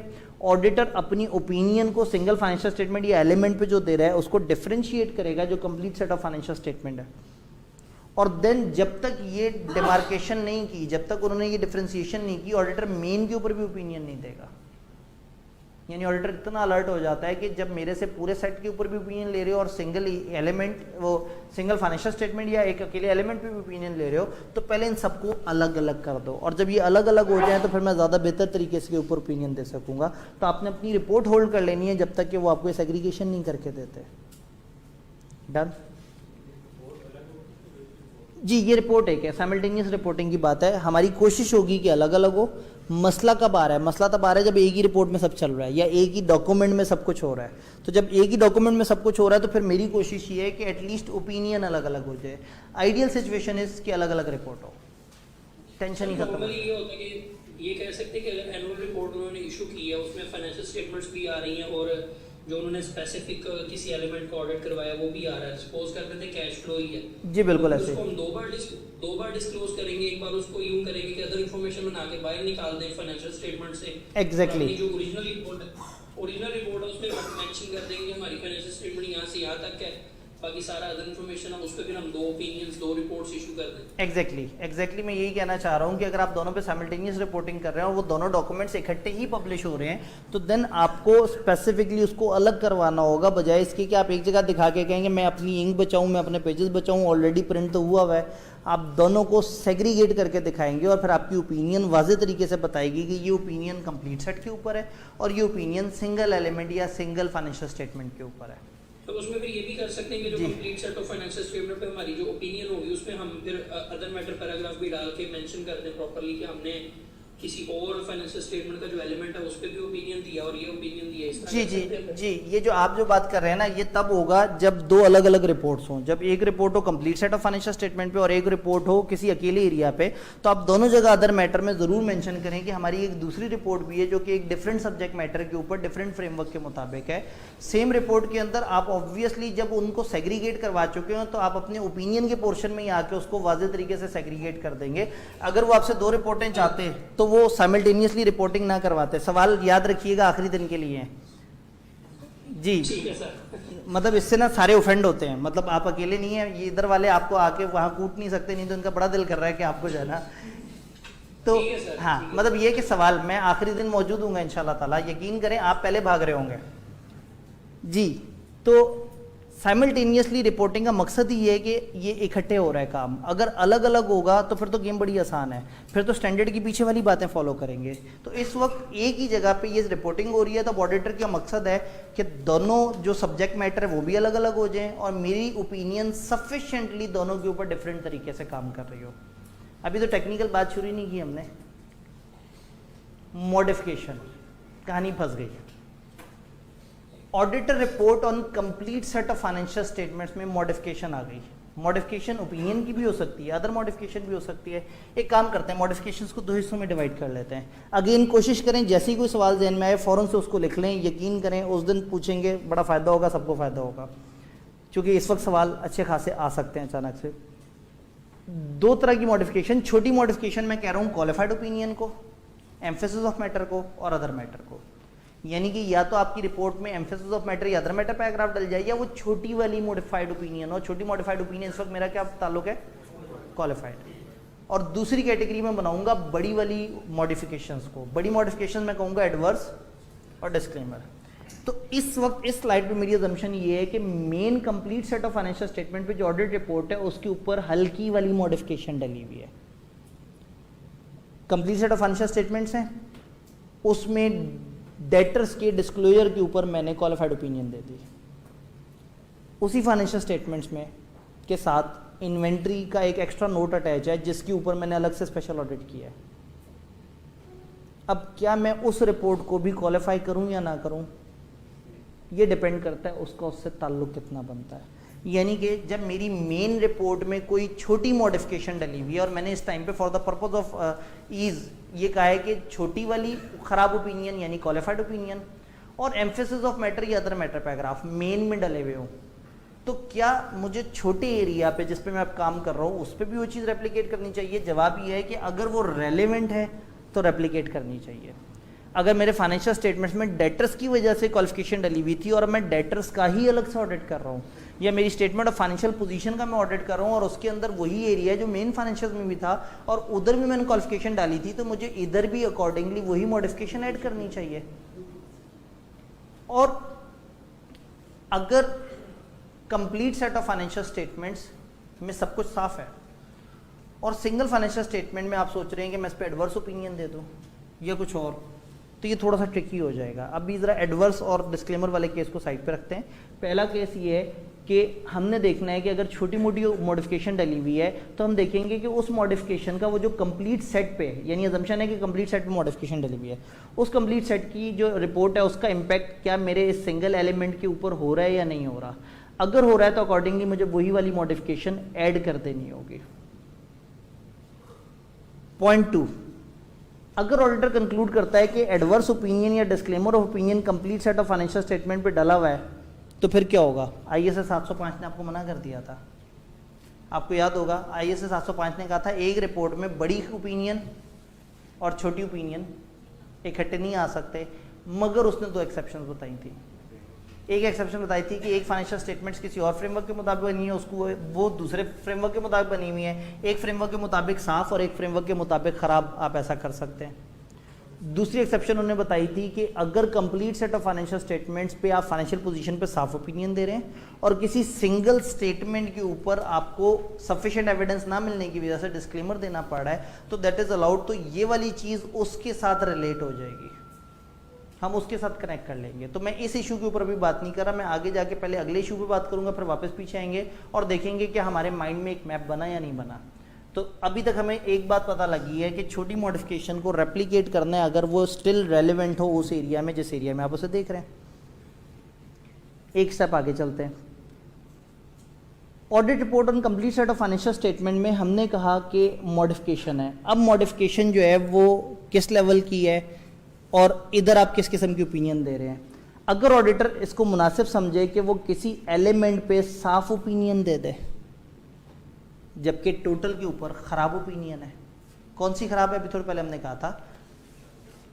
कहा था अगर एडवर्स या डिस्क्लेमर हो तो ISA 705 ने मना किया है।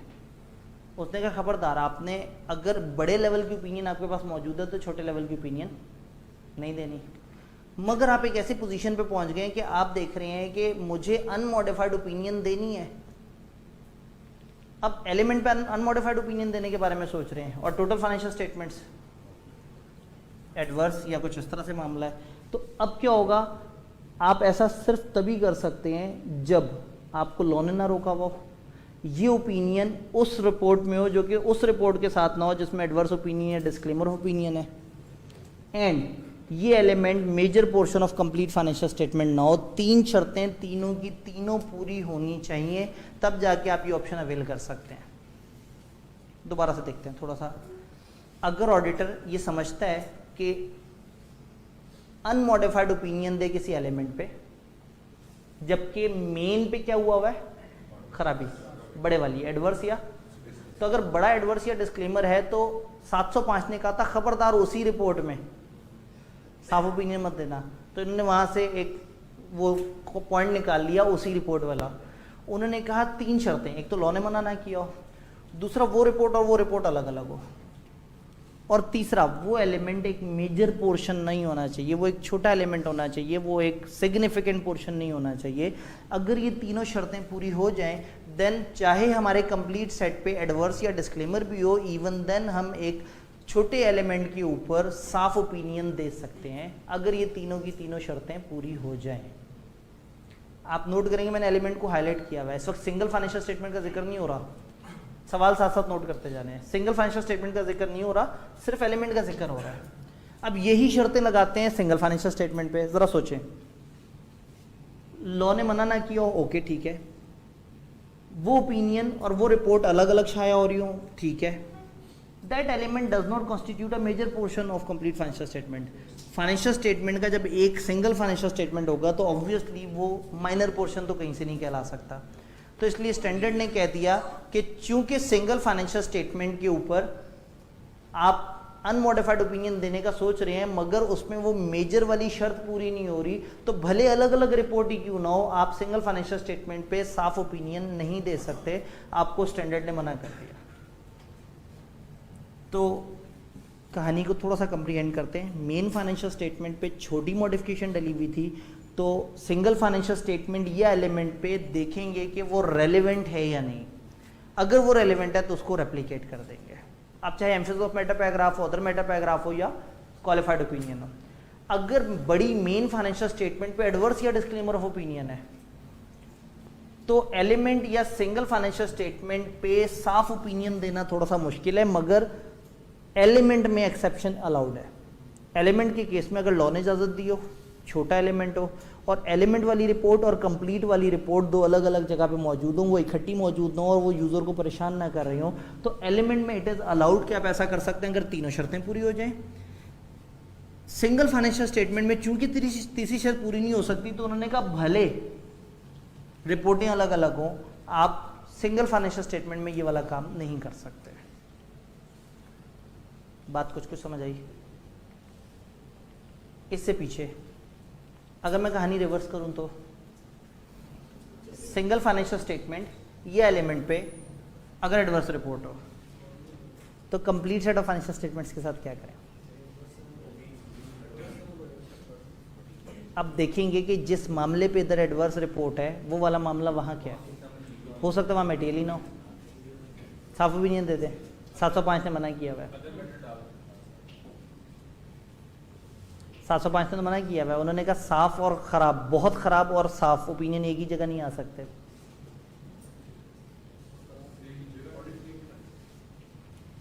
क्या ऐसा अलाउड है कि एलिमेंट या सिंगल फाइनेंशियल स्टेटमेंट में बड़ी वाली मॉडिफिकेशन डली हुई हो और मेन फाइनेंशियल स्टेटमेंट साफ हो? कहीं तो होगा, कोई तो गुंजाइश होगी। वही एक्सेप्शन जिस पे जंग थी हमारी, एक ही सूरत में अलाउड है। नहीं, अगर ऑपरेशन से रिलेटेड कोई सिंगल फाइनेंशियल स्टेटमेंट है और उसके ऊपर आप डिस्क्लेमर दे रहे हैं, सिर्फ डिस्क्लेमर, एडवर्स नहीं, और कंप्लीट फाइनेंशियल पोजीशन पे आपको कोई मसला नहीं है, सिर्फ ये वो एक्सेप्शन है जो अलाउड एक्सेप्शन है। तो इसका मतलब ये हुआ कि सिंगल फाइनेंशियल स्टेटमेंट या एलिमेंट पे एडवर्स या डिस्क्लेमर हो तो टोटल पे साफ होना एक ही रिपोर्ट में स्टैंडर्ड ने वैसे ही मना कर दिया। एक केस में अलाउड है कि अगर ये सिंगल फाइनेंशियल स्टेटमेंट ऑपरेशंस को डील करती हो, जैसे कैश फ्लोज, जैसे यूनिट्स की मूवमेंट या कुछ और इस तरह से, और कंप्लीट फाइनेंशियल स्टेटमेंट्स पे साफ ओपिनियन दे रहे हो, देन ये अलाउड है। डिस्क्लेमर के साथ अलाउड है, एडवर्स के साथ अलाउड नहीं है। तो मेरे ख्याल में किसी भी किस्म का सिनेरियो, जी सवाल आपने नोट कर लिया ना साथ साथ? जी लास्ट डे सवाल बड़ी गहराई से डिस्कस होगा। सिचुएशन थोड़ी सी समझ आ रही है? आप जब ज़रा ध्यान से इसे पढ़ेंगे ना तो आपका एक पूरा मैप बन जाएगा, एक फ्लो चार्ट बन जाएगा। दो चीज़ें, छोटी वाली चीज़ और बड़ी वाली चीज़। बड़ी वाली चीज़ में छोटा मसला, तो छोटी वाली चीज़ में भी वही छोटा मसला ज़रूरी हो तो रेप्लिकेट कर दें। बड़ी वाली चीज़ में बड़ा मसला, क्या छोटी को साफ कह सकते हैं, एलिमेंट को साफ कह सकते हैं, 3 शर्तें पूरी हो जाएं। सिंगल फाइनेंशियल स्टेटमेंट को साफ नहीं कह सकते। और इसी तरह से अगर छोटी वाली चीज़ में बड़े वाली ओपिनियन डली हुई है तो बड़े वाले को साफ नहीं कर सकते, मना किया 705 ने। मगर 705 ने सिर्फ एक जगह इजाज़त दे दी है कि अगर छोटे वाले यानी कि सिंगल फाइनेंशियल स्टेटमेंट हो, ऑपरेशंस को डील करता हो और उस पर डिस्क्लेमर हो, this is the only exception जिसमें उसी रिपोर्ट में एक साफ ओपिनियन आप कंप्लीट सेट पे दे सकते हैं। अदरवाइज एक ही रिपोर्ट में कंप्लीट सेट पे साफ और दूसरे पे ख़राब ओपिनियन इकट्ठी देना स्टैंडर्ड ने मना कर दिया। तो स्टैंडर्ड ने 2 इजाज़तें दी हैं और बाकी इजाज़तें नहीं दी, तो जितना उन्होंने बताया फिर हम उसी के मुताबिक चलेंगे। ये सिर्फ डिस्क्लेमर, और डिस्क्लेमर भी उस ऐसे सिंगल फाइनेंशियल स्टेटमेंट पे जो ऑपरेशंस को डील करता हो, फाइनेंशियल पोजीशन को डील ना करता हो, जो ऑपरेशंस को डील करता हो। स्पेसिफिक उन्होंने फॉर एग्जांपल कैश फ्लो का है, क्योंकि हम पाकिस्तान में हमें ऑपरेशंस वाली एक ही स्टेटमेंट पता है, कैश फ्लो। तो अगेन सवाल आपने साथ साथ नोट किए। अब आते हैं मज़ेदार एरिया की तरफ। आपने सवाल पूछे तो समोसे वाली ब्रेक आपकी थोड़ी लेट हो गई, तो अब इसमें कुछ नहीं हो सकता। 8-10 ये ऐसा होता है, ये जो है ना, मतलब उन्हें मिल भी नहीं रहे, तो उनको तो पहले से ज़्यादा मिल गई है। जी report on summary financial statement. अब अगेन ऑल दो इस टाइम पे मेरे हर तबसरे आपको बहुत बुरे लग रहे होंगे क्योंकि समोसे बड़े करीब हैं, लेकिन समोसे की ऑफिशियल ब्रेक भी 8:20 पे होनी चाहिए। मतलब जो हमने पहले दिन डिसाइड किया था कि हम 5:30 के बजाय 5:35 पे इकट्ठे होंगे, तो हमारी ब्रेक 5 मिनट आगे गई और उसके बाद थोड़ा बहुत एडजस्टमेंट एक इंपॉर्टेंट एरिया के लिए। 8-10 आई के आपको 8-10 सबसे ज़्यादा पसंद है इन तीनों में। समरी फाइनेंशियल स्टेटमेंट, यहाँ गेम ही बिल्कुल डिफरेंट है। एक कंपनी, अब इसका स्कोप समझना बड़ा ज़रूरी है। स्कोप समझ आ गया तो स्टैंडर्ड बहुत आसान है। एक कंपनी के अकाउंट्स बने हुए, उन अकाउंट्स का ऑडिट भी हुआ है, उस कंपनी को अपने अकाउंट्स की समरी भेजनी है। फॉर एग्जांपल अपने हेड ऑफिस, अकाउंट्स बनाए आपने, फ़र्ज़ करें 50 सफ़े के, समरी शायद उन्होंने 20 सफ़े की बनानी है या 15 सफ़े की बनानी है और अपने हेड ऑफिस को भेजनी है। ऑडिटर भाई को बुला के कहते हैं यार ये ज़रा समरी है, इसको ऑडिट कर दो। अब समरी को ऑडिट करने का क्या मतलब हुआ? समरी में तो नॉन करंट एसेट्स भी आ रहे होंगे, डेटर्स भी आ रहे होंगे, क्रेडिटर्स भी आ रहे होंगे। तो इस टाइम पे जब वो ऑडिटर से कह रहे हैं ना समरी को ऑडिट करो, तो वो ये नहीं कह रहे कि बताओ ये समरी फाइनेंशियल स्टेटमेंट में दी गई information true and fair view दे रही है नहीं दे रही। वो ऑडिटर से कह रहे हैं कि वो जो मेन फाइनेंशियल स्टेटमेंट से हमने समरी बनाई है, तुम बताओ हमारे मेन फाइनेंशियल स्टेटमेंट से हमने जिस क्राइटेरिया के मुताबिक समरी एक्सट्रैक्ट की है वो सही बनी हुई है या नहीं बनी हुई है। तो इधर हमारा पर्पस समरी फाइनेंशियल स्टेटमेंट की समरी सही तरह से बनी है या नहीं बनी इसके ऊपर ओपिनियन देना है, ना कि ये ओपिनियन देना कि summary financial statement true and fair view दे रही है कंपनी के अफेयर्स का। ऑडिट कंप्लीट फाइनेंशियल स्टेटमेंट का हो चुका है या नहीं हुआ वो किसी और का मसला है। अगर ऑडिट हो चुका है और उसके बाद उसकी समरी तैयार हो गई है तो मैंने इस समरी का ऑडिट करना है, और समरी के ऑडिट का मतलब है कि मैंने ये चेक करना है कि मेन फाइनेंशियल स्टेटमेंट से समरी सही से एक्सट्रैक्ट हुई है या नहीं हुई। तो शायद ये आधे दिन का ऑडिट है, शायद ये 2 घंटे का ऑडिट है, शायद आपने सिंपली फाइनेंशियल स्टेटमेंट उठाने हैं, इनका वो क्राइटेरिया देखना है कि ये उसको कैसे समराइज करते हैं। भाई समरी है तो इसका ये मतलब तो नहीं कि 2 लाख के जो डेटर्स हैं उनको 10,000 के कर देंगे, समरी हो गए। ऑब्वियसली समरी के अंदर शायद कुछ चीज़ों को अदर्स में डालें, कुछ जनरल डिस्क्लोजर्स क्लब कर दें, कुछ डिस्क्लोजर्स फेस पे दे दें, कुछ नीचे वाले डिस्क्लोजर खा जाएं, कुछ डिस्क्रिप्टिव चीज़ें गायब कर दें। मतलब क्या वो अपनी पसंद से करेंगे ये सब? नहीं, कोई ना कोई उनके पास एक क्राइटेरिया होना चाहिए जिस क्राइटेरिया की मदद से वो सब करे। तो ऑडिटर के ज़िम्मे सिर्फ ये है कि उन्होंने अपने उन फाइनेंशियल स्टेटमेंट्स को सही से समराइज किया है या नहीं किया। तो आपने ऑडिट नहीं करना फाइनेंशियल स्टेटमेंट्स का, आपने फाइनेंशियल स्टेटमेंट से जनरेट होने वाली समरी सही से समराइज हुई है या नहीं हुई इसके ऊपर आपने ओपिनियन देना है। अब मज़े की बात है, किसी और ने ऑडिट किया हो फाइनेंशियल स्टेटमेंट्स का और आपको कहा जाए ज़रा समरी पे ओपिनियन दे दो, और आप समरी पे ओपिनियन दें तो शायद आपकी ओपिनियन लोगों को मिसलीड करे। जब आप कहेंगे ना बड़ी कमाल समरी बनी हुई है, लोग समझेंगे शायद ऑडिटर कह रहा है बड़े अच्छे अकाउंट्स बने हुए हैं। तो एक अजम्पशन जहन में रखनी है, स्टैंडर्ड ने कहा है कि अगर मैं ही ऑडिटर हूँ असल वाले फाइनेंशियल्स का तो ही ये असाइनमेंट एक्सेप्ट हो सकती है, वरना नहीं हो सकती।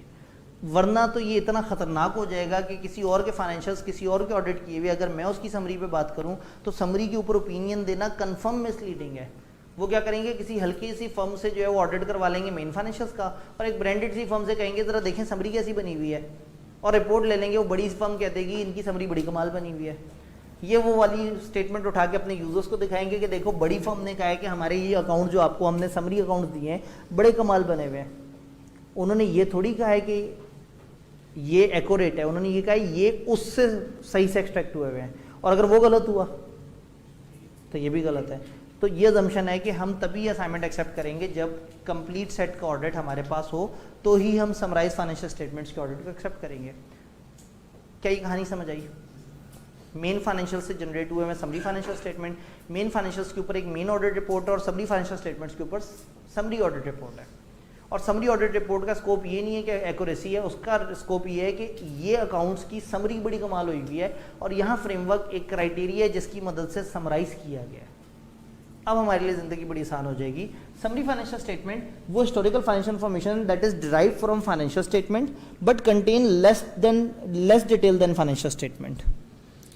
मेन फाइनेंशियल से कम डिटेल आ रही होंगी but still providing a structured representation consistent with that provided. दिखने में फाइनेंशियल स्टेटमेंट जैसी चीज़ होगी बट उसमें डिटेल्स कम आएंगी। जैसे मैंने कहा 50 सफ़े के बजाय 20 सफ़े हो जाएंगे, डिस्क्लोजर थोड़े से कम हो जाएंगे, बट दिखने में वो तकरीबन फाइनेंशियल स्टेटमेंट जैसी चीज़ होगी। तो समरी का मतलब ये नहीं है कि आपने अमाउंट्स को शॉर्ट कर देना है। समरी का मतलब है आपने कोई क्राइटेरिया अप्लाई करके शायद अमाउंट्स इन मिलियन ले आना है, शायद डिस्क्लोजर थोड़े शॉर्ट कर देने हैं, शायद 2-3 चीज़ों को क्लब करके अदर्स बना के कह देना है। अब पता नहीं क्या कुछ करना है, वो क्राइटेरिया बताएगा। तो सबसे पहले तो समरी फाइनेंशियल स्टेटमेंट्स की हमने डेफिनेशन, अप्लाइड क्राइटेरिया वो criteria which is applied by management in preparation of summary financial statement. Summary financial statement जो मेन फाइनेंशियल स्टेटमेंट से इन्होंने बनाए हैं वो बनाते हुए इन्होंने जो क्राइटेरिया अप्लाई किया उसको हम कहेंगे applied criteria. Done. Engagement acceptance की शर्तें क्या है? ऑडिटर सिर्फ और सिर्फ तब एक्सेप्ट करेगा जब हम ही वो ऑडिटर हैं जिसको कंप्लीट फाइनेंशियल स्टेटमेंट का ऑडिट मिला है। तो ये तो हमारी सबसे बुनियादी कंडीशन हो गई कि if I am not the auditor of this entity तो मैं उनके समरी फाइनेंशियल स्टेटमेंट्स का ऑडिट एक्सेप्ट ही नहीं करूँगा, वो बहुत खतरनाक हो जाएगा। देन एक्सेप्ट करने से पहले मैंने ये देखना है कि क्या क्राइटेरिया एक्सेप्टेबल है, जिस क्राइटेरिया से ये समरी बना रहे हैं क्या वो क्राइटेरिया मुझे मुनासिब लग रहा है। देन मैनेजमेंट से एग्रीमेंट ले लेंगे कि समरी फाइनेंशियल स्टेटमेंट उनके ज़िम्मे है और ऑडिटेड फाइनेंशियल स्टेटमेंट उन तमाम यूजर्स को प्रोवाइड करना उनके ज़िम्मे है जिनके पास समरी फाइनेंशियल स्टेटमेंट है। यानी समरी फाइनेंशियल स्टेटमेंट जिस यूज़र के पास गई है और जिसके पास ऑडिटर की रिपोर्ट ऑन समरी गई है, उस यूज़र का हक है कि उसको मेन फाइनेंशियल स्टेटमेंट भी मिले।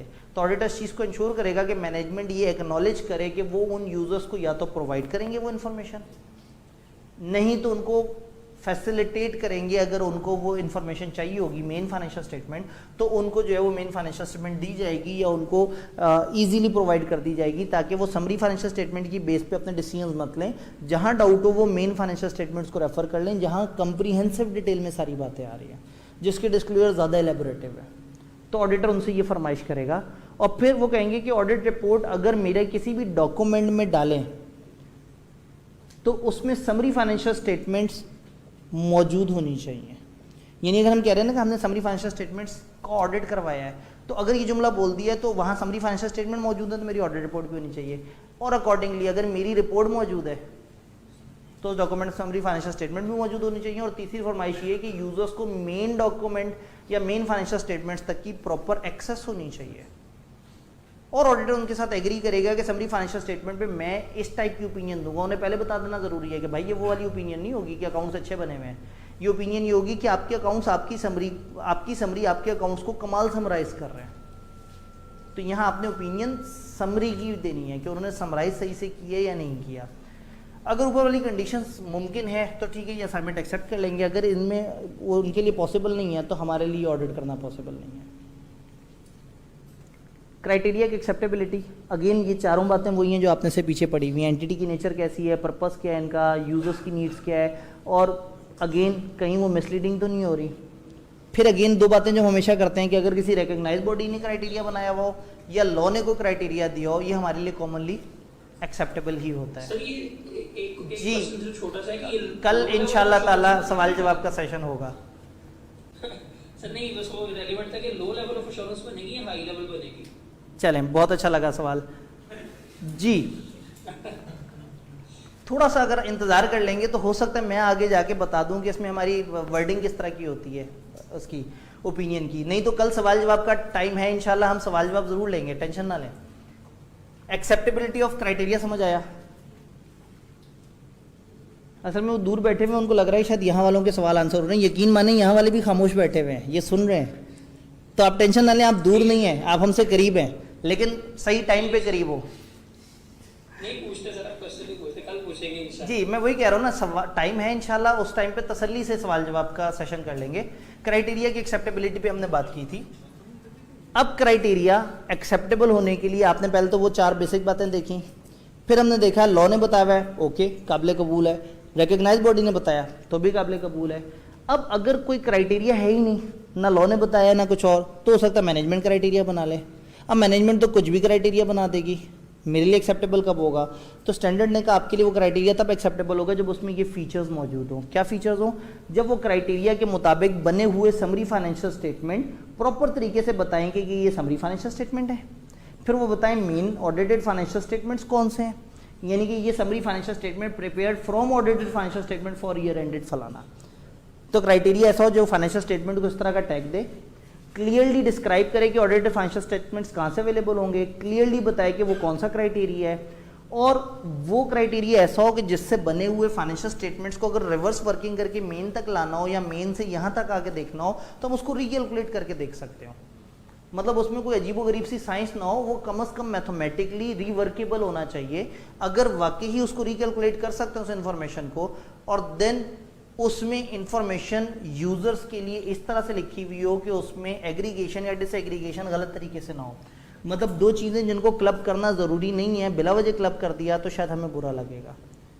तो ये चीज़ इंपॉर्टेंट है कि जो उनका क्राइटेरिया, उस क्राइटेरिया को देखें कि वो क्राइटेरिया क्या यूजर्स तक इन्फॉर्मेशन प्रॉपर पहुंचा रहा है, क्या वो क्राइटेरिया इन फाइनेंशियल स्टेटमेंट को सही नाम दे रहा है, क्या वो बता रहा है कि ये फाइनेंशियल्स कहाँ से ड्राइव हुए हैं, और क्या वो ऑडिटेड फाइनेंशियल स्टेटमेंट्स कहाँ से मिल सकते हैं, इसके बारे में बता रहा है। अगर उनके क्राइटेरिया में ये फीचर्स मिल गए तो मेरे लिए काबिल कबूल है वो क्राइटेरिया। इसी तरह से ऑडिटर ऑडिट करते हुए भी ध्यान रखेगा कि किस तरह से ये चीज़ें हैं।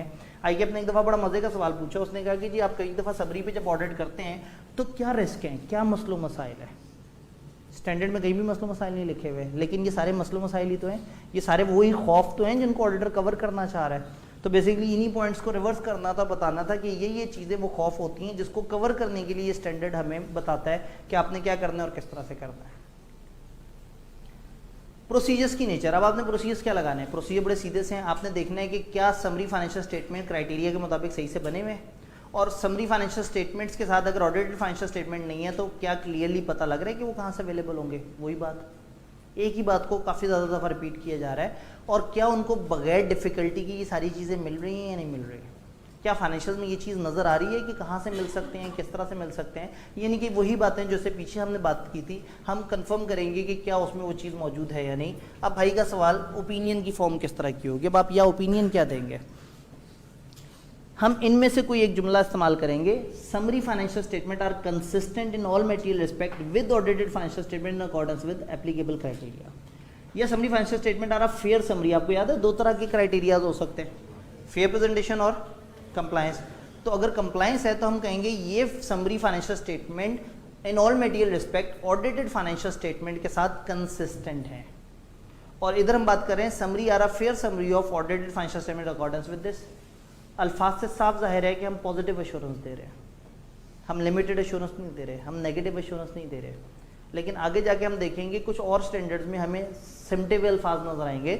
यहाँ बड़ी सीधी सी बात है, आप क्यों डरें? आप ये थोड़ी कह रहे हैं अकाउंट सही है, आप कह रहे हैं ये अकाउंट्स से ये समरी बड़ी अच्छी बनी हुई है, ये समरी उस अकाउंट्स की कमाल समरी बनी हुई है। तो यहाँ पे आपकी टोन पॉजिटिव है, ये अच्छे बने हुए हैं इन माय ओपिनियन, या ये उसके मुताबिक सही से बने हुए हैं। लॉ या रेगुलेशन अगर डिफरेंट वर्डिंग सजेस्ट करे तो ये वाली बात आपने पहले 700 वगैरह में भी देखी हुई है कि अगर डिफरेंट वर्डिंग हो, 210 में भी देखा है। तो फिर हम देखते हैं कि क्या यूज़र मिसलीड तो नहीं हो जाएंगे मेरे अल्फाज से? अल्फाज से मिसलीड हो जाएंगे तो क्या मैं डिफरेंट तरह के वर्डिंग यूज़ करके एडिशनल एक्सप्लेनेशन देके लोगों की मिसअंडरस्टैंडिंग ख़त्म कर सकता हूँ? यानी अब 810 में ये वाली बात तकरीबन वही है, मोर और लेस, जो इससे पीछे हमने पढ़ा हुआ है कि अगर रिपोर्ट की वर्डिंग सजेस्ट करें तो ये वाली वर्डिंग क्या इस लेवल की तो नहीं कि उसके बाद मुझे कोई नोट डाल के एक्सप्लेन करना पड़े। और अगर एडिशनल एक्सप्लेनेशन मिटिगेट ना करे तो आइडियली मुझे ये असाइनमेंट एक्सेप्ट ही नहीं करनी चाहिए कि ये असाइनमेंट जो है मैं इसको लेके ही नहीं चलूँगा। और अगर मैं इस असाइनमेंट को ले भी लूँगा तो फिर ISA के मुताबिक नहीं करूँगा, मैं इसको किसी और तरह की एश्योरेंस या किसी और तरह की असाइनमेंट बना लूँगा, चूँकि इसमें मेरी बेसिक शर्त तो पूरी नहीं हो रही। Then modified opinion on summary financial statement, फंस गए। ओपिनियन चेंज करने का, अगर समरी फाइनेंशियल स्टेटमेंट कंसिस्टेंट नहीं है इन ऑल मटेरियल रिस्पेक्ट तो चाहे इशू मटेरियल लेवल का या परवेसिव लेवल का, आप हमेशा एडवर्स ओपिनियन देंगे। वो है ही कितनी सी एंगेजमेंट, मतलब एक फाइनेंशियल्स को समरी करना था और उसी के अंदर गड़बड़ कर दी, तो ऑब्वियसली वो गड़बड़ मटेरियल लेवल की भी हो तो मेरे नज़दीक परवेसिव लेवल की है। यानी कि इतनी ख़राब नीयत कि बने हुए फाइनेंशियल स्टेटमेंट को बने हुए क्राइटेरिया के मुताबिक आपसे समराइज़ नहीं हुआ सही से। तो यहाँ मटेरियल इशू हो या परवेसिव इशू हो, अगर आप मॉडिफाइड ओपिनियन देना चाह रहे हैं तो यहाँ क्वालिफाइड का ऑप्शन ही नहीं है, आप डायरेक्टली एडवर्स ओपिनियन दे देंगे।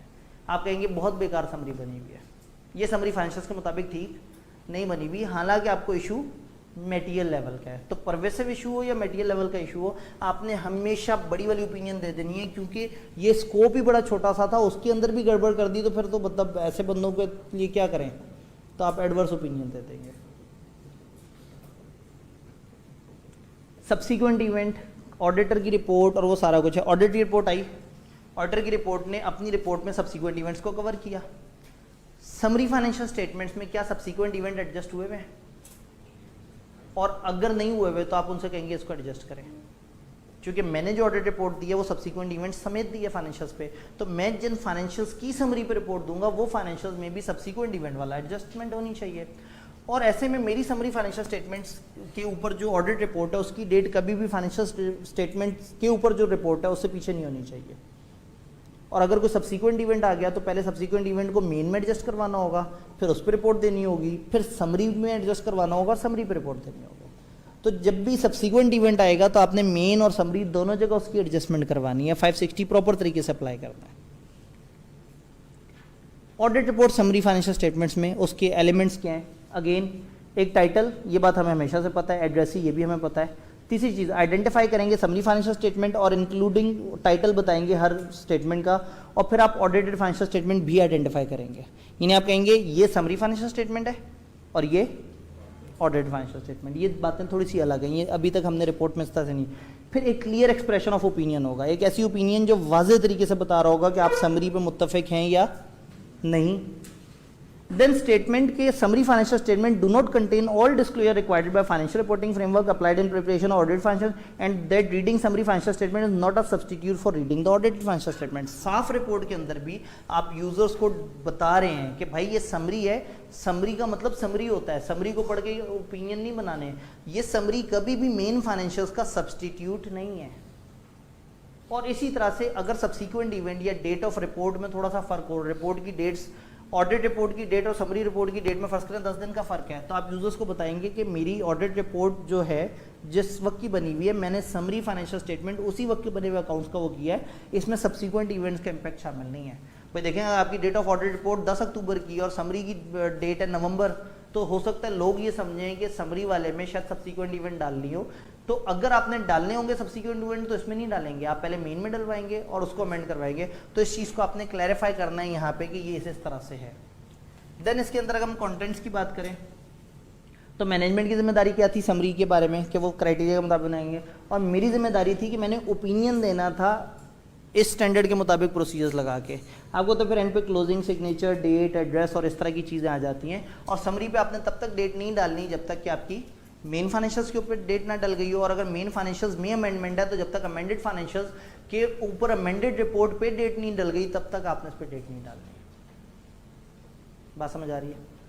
सबसे टेक्निकल वाला ये है, लेकिन अगर कॉन्सेप्ट समझ आ जाए तो ज़्यादा मुश्किल नहीं है, और आईके को सबसे ज़्यादा पसंद भी यही है। आखिरी थोड़ी सी बातें, मतलब अगर आप ज़्यादा परेशान नहीं बैठे हुए, खैर अभी तो इतनी जल्दी तो नहीं परेशान होते आप। एलिमेंट्स, अगर इसके यूज़ पे रिस्ट्रिक्शन है, देखिए समरी फाइनेंशियल स्टेटमेंट आम लोगों के लिए थोड़ी होती है, हो सकता है कुछ खास यूजर्स के लिए बनी हुई हो।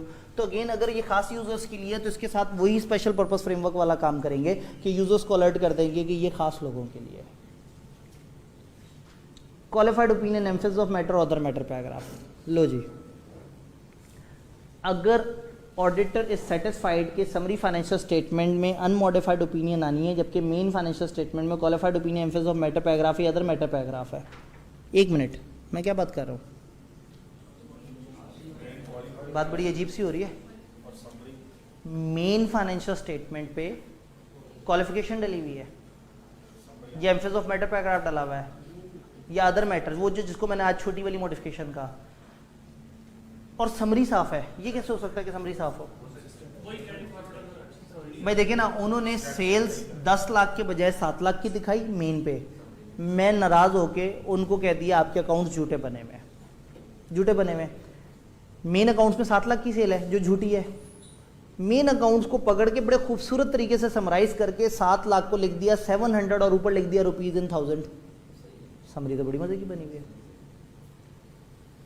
समरी फाइनेंशियल स्टेटमेंट्स, जिन फाइनेंशियल स्टेटमेंट से एक्सट्रैक्ट हुए हैं वो कमाल एक्सट्रैक्ट हुए हैं और बड़ी अच्छी समरी बनी है। हाँ, समरी फाइनेंशियल स्टेटमेंट ठीक है या नहीं ये एक अलग बात है, और इसके ऊपर मैंने ओपिनियन देनी नहीं है। फंस गया ऑडिटर, मेन फाइनेंशियल गलत है और इसको साफ कहना पड़ रहा है। तो स्टैंडर्ड ने कहा अगर इस तरह की मामला हो तो फिर आपने क्या करना है, state that auditor report and audited financial statement contain modification and describe the basis for such modification audit report and the effect thereof on summary financial statement. वहाँ सेल्स के ऊपर क्वालिफिकेशन डली थी, समरी फाइनेंशियल स्टेटमेंट्स के ऊपर मैं कह दूं कि मुझे समरी पे कोई मसला नहीं है, summary financial statement main financial statement से बड़ी अच्छी ड्राइव हुई है। हाँ, जो मेन फाइनेंशियल स्टेटमेंट्स हैं उनके ऊपर मेरी जो मेन रिपोर्ट है वो क्वालिफाइड है, चूंकि इनकी सेल्स में 3 लाख का मसला था, वही मसला यहाँ की समरी में भी 3 लाख रुपए पे ही है। तो मेन फाइनेंशियल स्टेटमेंट्स में अगर छोटी मॉडिफिकेशन डली हुई है तो समरी इवन देन साफ ओपिनियन दे सकती है, बट आपको एक्सप्रेसली बताना पड़ेगा कि मेन में क्या मसला था और उस मेन के उस मसले का यहाँ समरी पे इम्पैक्ट कितना है। आप ये तो नहीं कह रहे कि समरी झूठी बनी हुई है, समरी तो बड़ी अच्छी समराइज हुई हुई है, मगर समरी के अंदर वो जो अमाउंट आ रही है वो इसलिए गलत है कि जो मेन में अमाउंट है आपने उसके ऊपर एतराज किया हुआ है। ये तो हो गया छोटे वाला मसला। अगर मसला हो बड़े वाला, अगर मेन फाइनेंशियल स्टेटमेंट्स पे एडवर्स ओपिनियन डली हुई है या डिस्क्लेमर डला हुआ है और समरी बहुत कमाल बनी हुई है, तब आप एक तो ये बता देंगे कि मेन पे एडवर्स या डिस्क्लेमर ऑफ ओपिनियन है, उसकी बेसिस बताएंगे और फिर कहेंगे भाईजान हालात इतने संगीन है कि मुझे मुनासिब ही नहीं लग रहा कि मैं समरी पे कोई बात करूं। डिस्क्लेमर, दस्ती डिस्क्लेमर, यानी समरी में तो हल्का खेलना ही नहीं है ना, क्वालिफाइड पे तो सोचना ही नहीं है, थोड़ी सी भी खराबी एडवर्स ओपिनियन। मेन फाइनेंशियल जिससे समरी एक्सट्रैक्ट हुई है, जब उन पे इतनी बड़ी खतरनाक ओपिनियन डल गई है तो समरी पे रिपोर्ट देना बहुत खतरनाक है कि ये लोग क्या करेंगे, मेन रिपोर्ट और मेन अकाउंट छुपा लेंगे और समरी फाइनेंशियल और समरी रिपोर्ट शो करेंगे कि देखो ऑडिटर ने साफ ओपिनियन दी है। तो ऐसे में चूंकि उसके ऊपर बड़ी वाली को मॉडिफिकेशन डल चुकी है, देन ऑडिटर यहाँ पे डायरेक्टली डिस्क्लेमर देगा, अगर ये सारी बातें समझ आई। कंपैरेटिव, अगर मेन पे कंपैरेटिव डले हुए तो समरी पे भी आने चाहिए, और उन कंपैरेटिव को भी वैसे ही समराइज करना होगा जैसे कि मेन को समराइज किया। तो कंपैरेटिव के बारे में भी आप देखेंगे कि अगर मेन पे कंपैरेटिव है और समरी में कंपैरेटिव ना डालने से यूज़र मिसलीड हो सकते हैं, तो फिर आपकी ख्वाहिश होगी कि समरी पे भी कंपैरेटिव डालें। Unaudited supplementary information with summary, बिल्कुल वैसे ही है जिस तरह से 700 में हमने पढ़ा था, जैसे सप्लीमेंट्री इन्फॉर्मेशन होती थी मेन फाइनेंशियल्स के साथ, इसी तरह से अनऑडिटेड सप्लीमेंट्री इन्फॉर्मेशन आप गौर से देखेंगे तो आपको तकरीबन वही वाली बातें दोबारा रेप्लिकेट होती नजर आएगी। तो ये अगेन ये कोई लंबी साइंस नहीं है, ये वाली चीज़ बिल्कुल उसी तरह से वैलिड है। ऑडिटर की एसोसिएशन, अगर ऑडिटर को लगता है कि एंटिटी ये प्लान करती है कि वो बताए ऑडिटर ने समरी को ऑडिट किया है एक ऐसे डॉक्यूमेंट में जो फिर समरी फाइनेंशियल स्टेटमेंट है, तो ऑडिटर कहेगा जब मुझे इल्ज़ाम दिया है कि मैंने ऑडिट किया है तो मेरी रिपोर्ट भी डालो। अगर एक डॉक्यूमेंट में समरी फाइनेंशियल स्टेटमेंट है और वो कह रहे हैं कि हमारे ऑडिटर ने इस पर ऑडिट किया है, तो फिर ऑडिटर की उसके ऊपर ऑडिट रिपोर्ट भी मौजूद होनी चाहिए। अगर मैनेजमेंट ऐसा ना करे तो ऑडिटर जो है वो मैनेजमेंट को कहेगा कि आप मुझे एसोसिएट मत करें, आप कह दें कि ये समरी फाइनेंशियल स्टेटमेंट है, बड़े प्यारे हैं, मगर ये मत कहीं ऑडिट हुआ हुआ है। अगर आप कह रही हैं ऑडिट हुआ हुआ है तो फिर वाजिब है कि मेरी ऑडिट रिपोर्ट डालें, और अगर आप ऐसा नहीं करते तो मैं लीगल एक्शन लूँगा, क्योंकि डर लगता है ना उसे कि अगर वो किसी भी जगह कहते हैं समरी फाइनेंशियल स्टेटमेंट और ऑडिट हुए हैं और आगे मत बताएं कि ऑडिटर ने क्या बोला और ना उसकी रिपोर्ट अटैच करें, तो हो सकता है वो कहें कि ये समरी फाइनेंशियल स्टेटमेंट और ये बड़ी फलाना अजीम लेवल की फर्म ने ऑडिट किए हुए हैं, तो लोगों को फ़ौरन से अकीदा बन जाए और वो कहें यार कमाल फाइनेंशियल स्टेटमेंट्स हैं। तो अगर आपको एसोसिएट कर रहे हैं तो फिर आपने प्रॉपर तरीके से उनको कहना है और आपने शायद लीगल एक्शन लेने की कोशिश करनी है या आपने इंटेंडेड यूजर्स को इन्फॉर्म करने की कोशिश करनी है। आखिरी बात, अगर ऑडिटर फाइनेंशियल स्टेटमेंट्स पे ऑडिट करने आया है जबकि वो समरी पे ऑडिट करने नहीं आया, ये कैसे हो सकता है? हमने तो कहा था ऐसा नहीं हो सकता, हमने इसके ऑपोजिट को मना किया था। अगर मेन का उसने ऑडिट किया है तो ही वो समरी का ऑडिट एक्सेप्ट कर सकता है, यानी समरी का ऑडिट एक्सेप्ट करने के लिए मेन ऑडिटर होना ज़रूरी है, लेकिन ज़रूरी नहीं कि मेन ऑडिटर आप हैं तो समरी में वो आपको लिफ्ट भी कराएं। तो अगर ऑडिटर ने फाइनेंशियल स्टेटमेंट्स पे ऑडिट किया और समरी पे ऑडिट नहीं किया और उसके बाद एंटिटी एक स्टेटमेंट दे अपने डॉक्यूमेंट्स में जो कि ये बताएं कि हमारा ऑडिटर ने ऑडिट, आप फर्स्ट करेंगे जुमला लिखो, हमने अपने ऑडिटर से अपने फाइनेंशियल स्टेटमेंट्स ऑडिट करवाए, वो फाइनेंशियल स्टेटमेंट बड़े अच्छे थे और ऑब्वियसली जब ऑडिटेड फाइनेंशियल स्टेटमेंट से एक बड़ी कमाल लेवल की समरी जनरेट हुई तो उसमें भी किसी को कोई मसला नहीं था, आपने तो ऑडिट किया ही नहीं समरी का। तो अब आपको अगर खामखा एसोसिएट किया जा रहा है और समरी फाइनेंशियल स्टेटमेंट से, तो ऑडिटर कहेगा जी ऐसे नहीं है, मुझे बिला वजह बदनाम मत करो, मुझे असाइनमेंट दे दो, पैसे दे दो, फिर मेरा नाम लगा दो। तो अगेन अगर आपने ऑडिट नहीं किया समरी का और आपको एसोसिएट कर रहे हैं और उनके जुमले से फील आ रही है कि जैसे समरी भी ऑडिट है, तो आप कहेंगे या तो जुमला चेंज करें, नहीं तो मेरे से ऑडिट करवाएं, फिर भले इस तरह का जुमला लिखें, मुझे ज़्यादा दुख नहीं होगा।